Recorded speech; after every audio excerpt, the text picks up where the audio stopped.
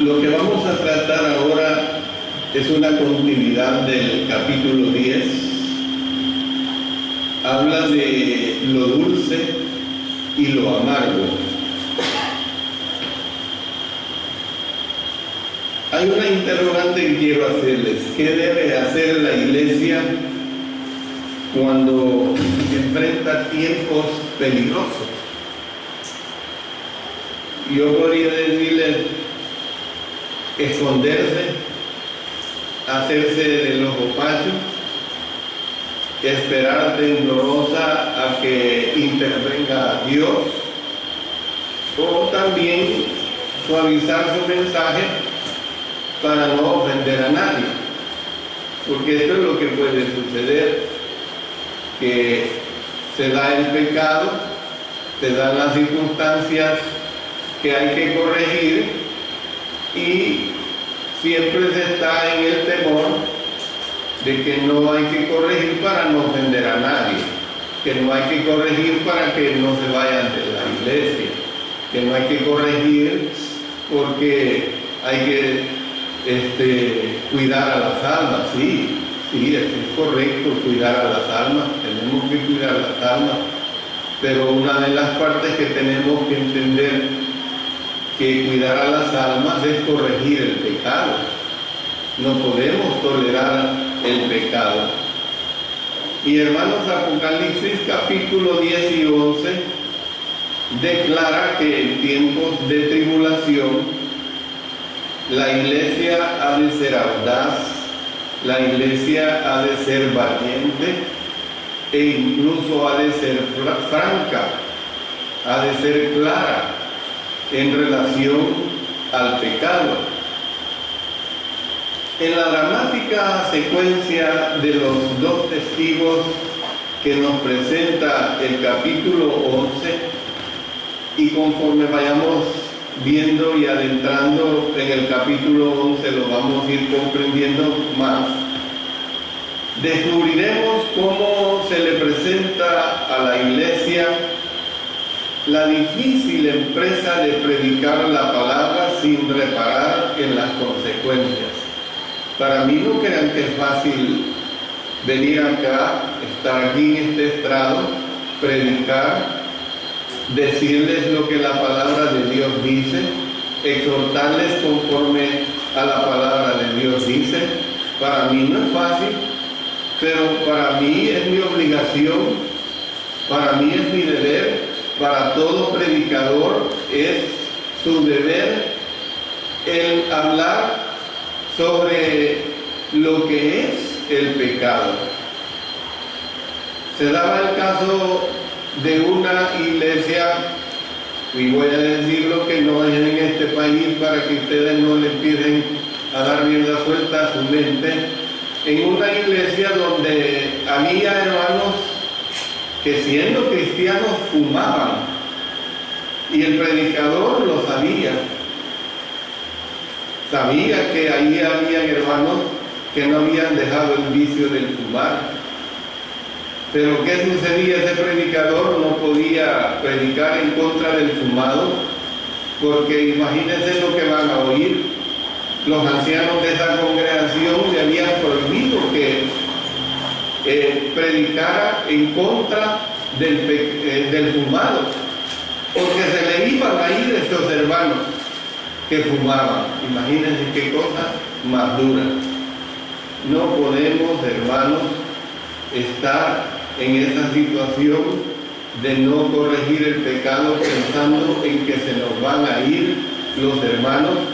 No podemos estar en esa situación de no corregir el pecado para que no se resienta nadie. Esa es una situación bien difícil, y lo que hemos estado viendo, hermanos, en el libro de Apocalipsis es totalmente claro, y lo que vamos a seguir viendo en el libro de Apocalipsis es bien claro. ¿Cómo puede la iglesia cumplir con semejante tarea, hermanos?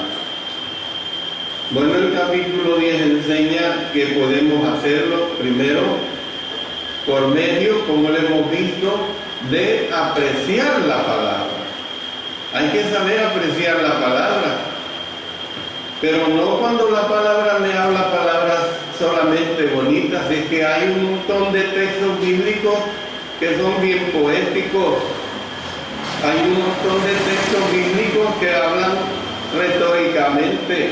Hay un montón de textos bíblicos como los que más adelante mencionaré, dulce como la miel. Pero hay una buena cantidad de textos bíblicos que nos ponen, como dice el dicho popular, el dedo en la llaga. Y cuando nos pone la palabra de Dios el dedo en la llaga, también debemos de saber apreciar esa palabra.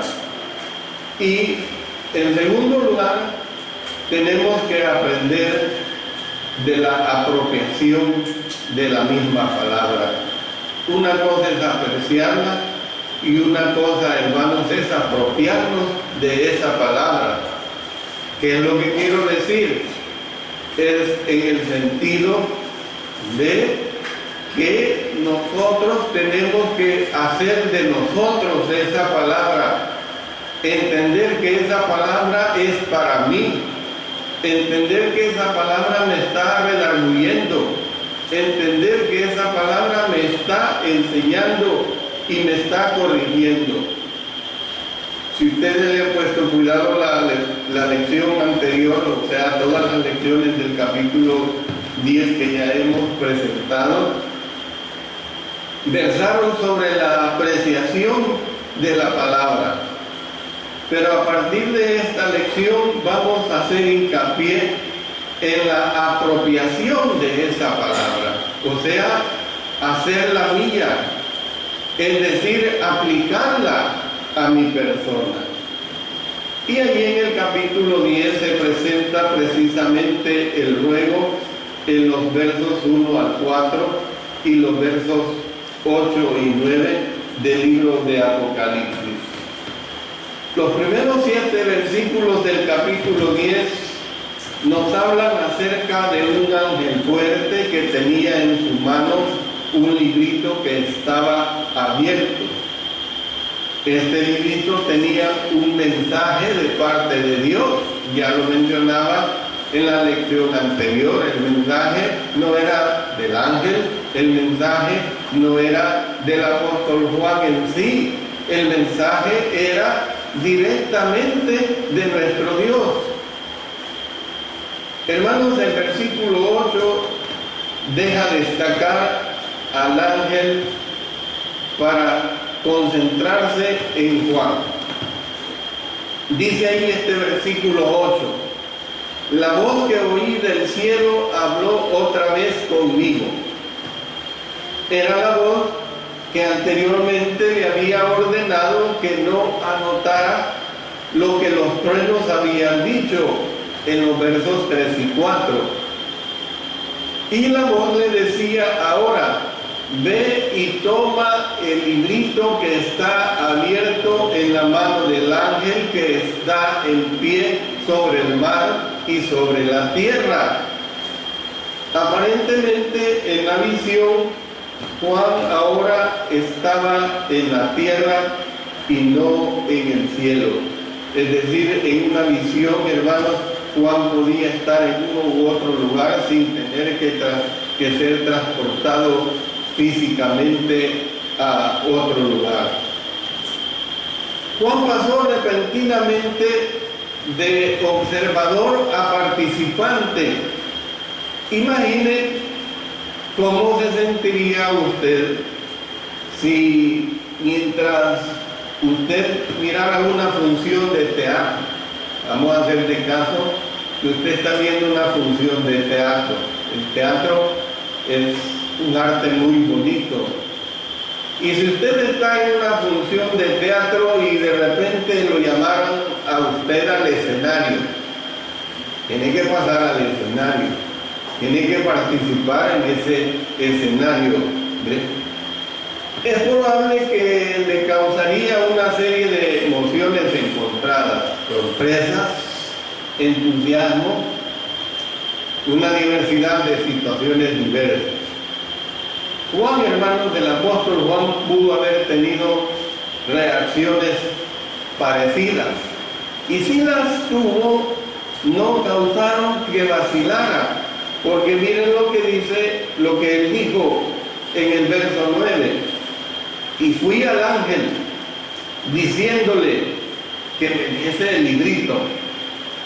O sea, no rehusó, se enfrentó a esa situación, fue llamado, y él dice que va al ángel, él se enfrenta al ángel, conversa con el ángel, le dice que le diese el librito. Y el ángel respondió: toma y cómelo. Toma y cómelo. Comerlo. ¿Cómo es eso de comer un libro? ¿Cómo es eso de que se le está diciendo al apóstol Juan que tenía que comer el libro? Bueno, podríamos reaccionar inicialmente diciendo que los libros no son para comer. Los libros no son para comer, son para dejarlos acumular. Si usted quiere, si tiene una diversidad de libros, ponerlos en un estante, en una librera y que acumulen polvo. Los usamos para muchas cosas. De vez en cuando llegamos a leerlos, pero comerlos, hermanos, jamás. Comer un libro, jamás. A Juan se le está diciendo claramente esta declaración: toma y coma y cómelo. Pero no es cierto que los comemos los libros, hermanos, muchas veces. En realidad yo diría que sí, pues usamos expresiones parecidas. Si a usted le gusta la lectura, usted dice: encontré un libro y me gustó tanto que me lo devoré en 3 o 4 días. Lo devoré, ese libro, porque me gustó tanto. A mí me ha pasado eso. Libros que me han gustado 3, 4, 5 días, a lo sumo una semana. ¿Ve? Esa es la situación de cuando se habla de comer un libro, o sea, el de saborear pues su lectura, saborear su lectura, disfrutar realmente su lectura. ¿Ven? Claro, hay una diversidad de libros en este mundo que son perversos. Hay una diversidad de libros que son verdaderamente dañinos. Yo no le estoy hablando de que usted lea esa diversidad de libros que son dañinos. Usted los tiene que evitar, así como evita el veneno. Y eso es lo que nosotros tenemos que entender acá, que se está hablando pues en un lenguaje completamente figurado. El simbolismo de comer un libro no le habría parecido común al apóstol Juan. Si usted recuerda, cuando estudiamos el libro de Ezequiel, a Ezequiel se le mandó: come este rollo, alimenta tu vientre y llena tus entrañas de este rollo que yo te doy. Usted lo puede volver a leer en Ezequiel capítulo 3, versos 1 hasta el 3. Jeremías dijo de las palabras de Dios: las comí y tus palabras me fue por gozo y por alegría de mi corazón. Y hermanos, la Biblia a menudo compara la palabra con alimento que ha de ser comido. Miren en el libro de Mateo, en el capítulo 4 y el versículo 4, ahí está hablando de ese concepto. 4:4 de Mateo dice: Él respondió y dijo: escrito está, no solo de pan vivirá el hombre, sino de toda palabra que sale de la boca de Dios. En 1 Corintios capítulo 3, en los versículos 1 y 2, también podemos leer acerca de este concepto que es verdaderamente muy claro. Dice: de manera que yo, hermanos, no pude hablaros como a espirituales, sino como a carnales, como a niños en Cristo. Noten acá: os di a beber leche y no vianda, porque aún no eran capaces, ni sois capaces todavía. Entonces, hermanos, en el pensamiento hebreo, cuando una persona comía un libro, ella lo que está diciendo es que saboreaba las palabras, que saboreaba su contenido, que realmente le agradaba lo que había leído de aquel libro, se entusiasmaba con sus enseñanzas e interiormente digería sus verdades. O sea, alguien ha dicho que da la idea de absorber completamente, pues en este caso del apóstol Juan, de absorber completamente las palabras de Dios al grado que llegan a convertirse en el principio que gobierna la vida de la persona. Hermanos, al apóstol Juan se le había mandado en efecto que hiciera del mensaje parte de su ser, que entendiera que lo que iba a comer, lo que iba a tragar de ese mensaje, lo hiciera parte de su ser. No puede separar, en otras palabras, y él no podía separar, hermanos, el mensaje de lo que es el mensajero de Dios. O sea, hermanos, Juan tenía que entender: tú tienes que tragar ese libro.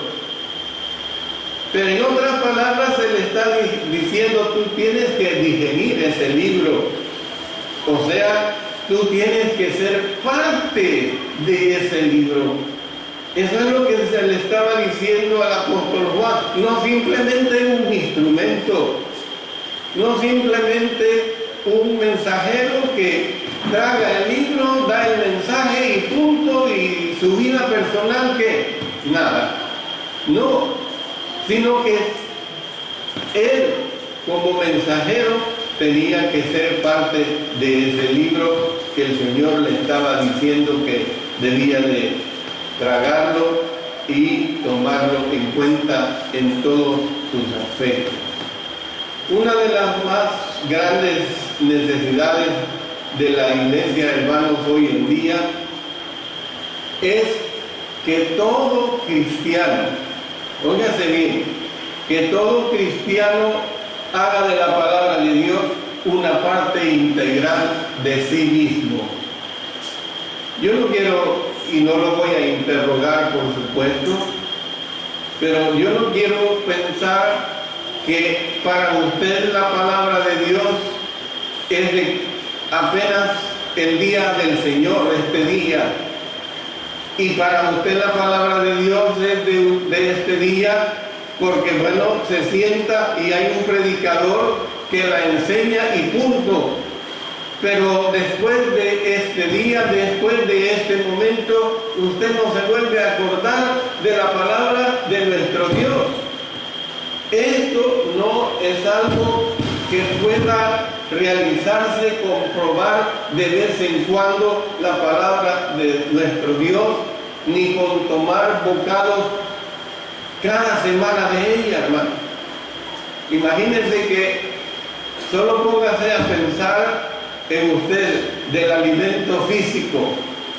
Imagínese que Dios fuera tan cruel y que de repente, como que su voluntad no ha sido revelada totalmente, que de repente Él nos dijera: mira, vos vas a comer cada 8 días, vas a comer, o sea, literalmente, la comida física, vos vas a comer cada 8 días, te voy a dar desayuno, almuerzo y cena, y luego de lunes a sábado no vas a tener alimento. Imagínense que Dios se comportara así, de esa manera. Pues hermanos, el mensaje que Dios está dando acá es que nosotros tenemos que desear la palabra de Dios. Tenemos que comer la palabra. Debemos leerla hasta que llegue a ser parte de nuestra mente. Debemos realmente, hermanos, estudiarla hasta que llegue a ser parte de nuestro corazón. ¿Ve?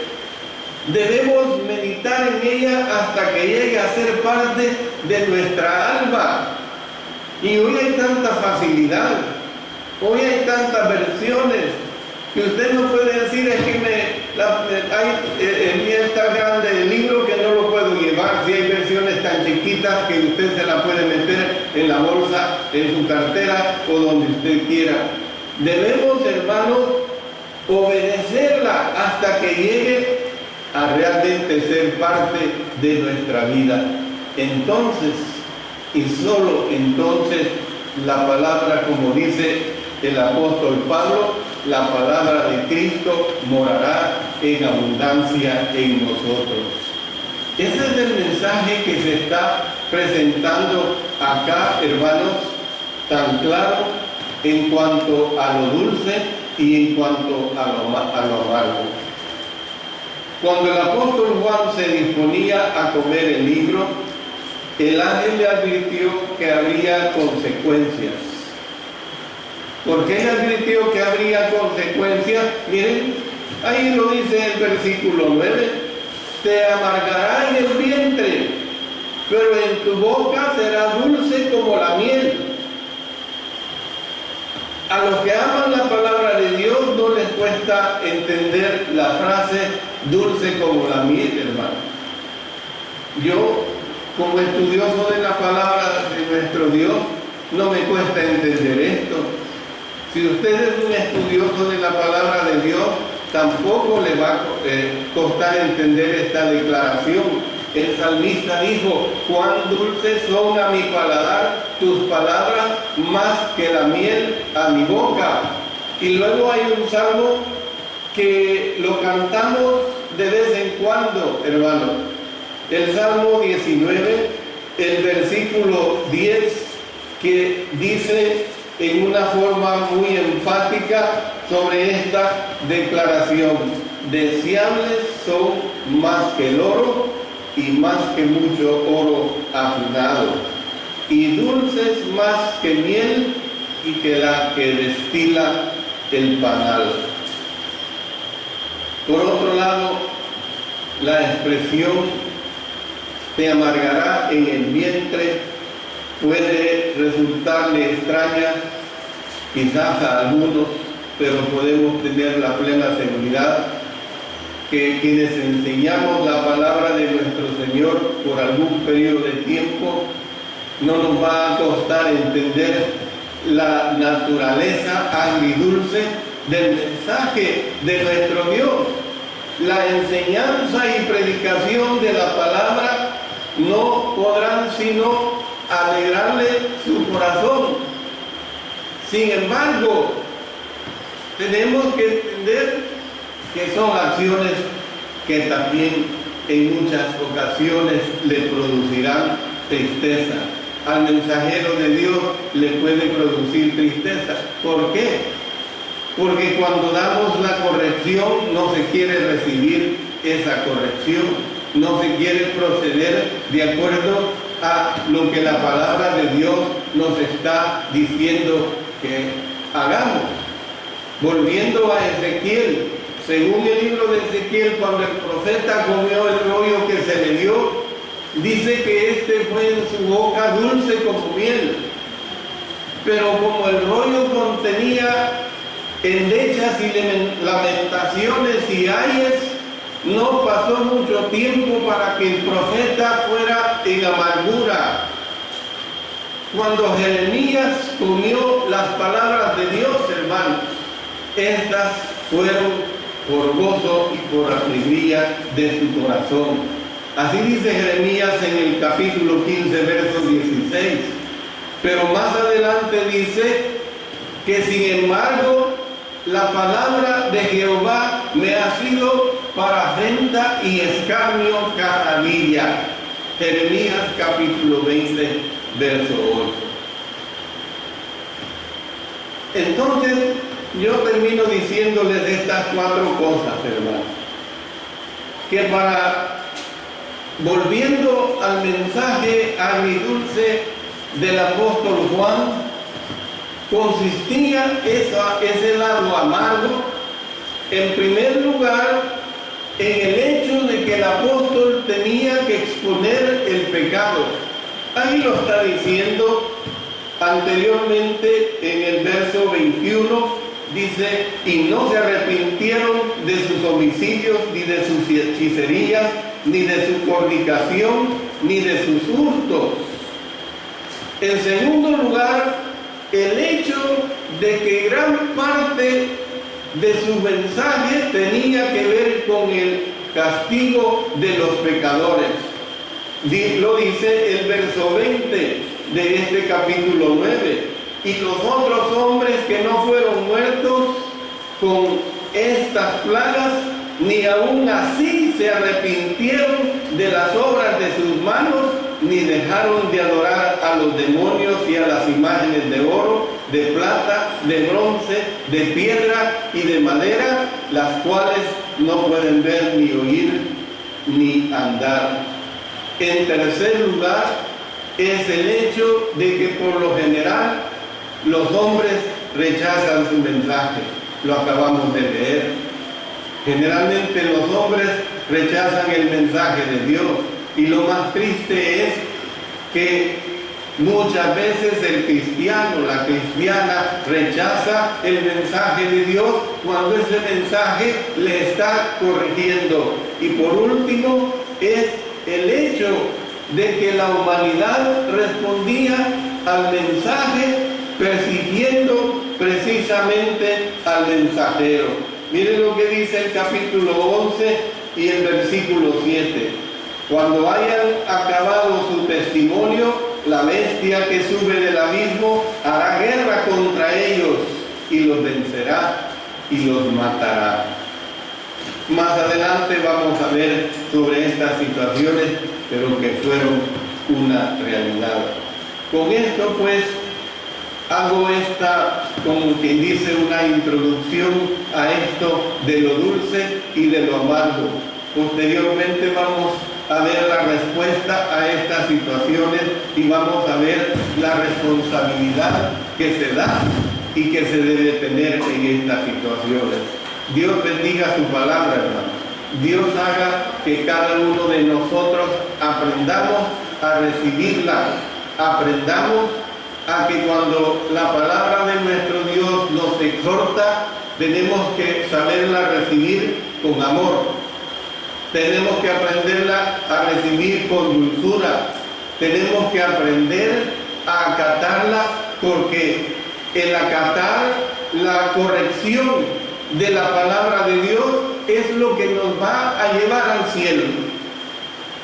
Usted hágase un rebelde a acatar la corrección de la palabra de nuestro Dios, lo que le espera es llegar al infierno. Y por supuesto que si estamos aquí dentro de la familia de Dios, dentro de la iglesia, es porque nuestra lucha es porque queremos y estamos luchando por un día estar eternamente en el cielo. Dios bendiga su palabra. Amén.